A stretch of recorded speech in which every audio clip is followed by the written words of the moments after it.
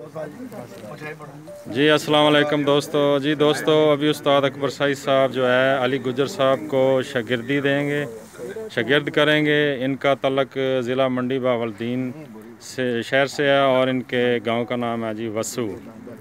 ये उस्ताद अकबर सईद साहब इनको शागिर्द कर रहे हैं जी।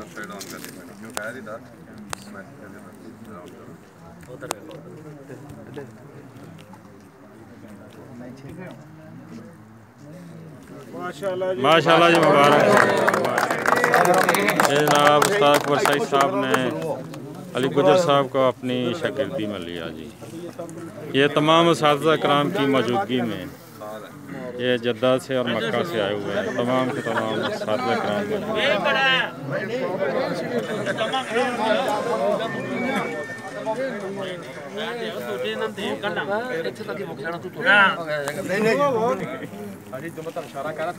जी। ये तमाम के तमाम उस्ताद कराम मौजूद हैं।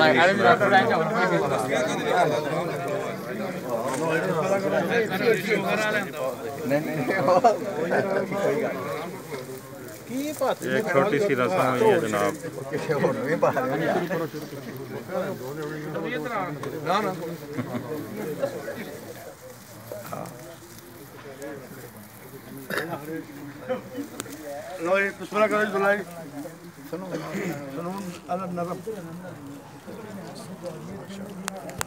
नहीं मैंने को नहीं कोई नहीं जोड़ते ना थानू मेहरबानी, बहुत बहुत शुक्रिया। अल्लाह पाक खुश रखे। जिस तस्वीर बनानी है कि आ जाओ।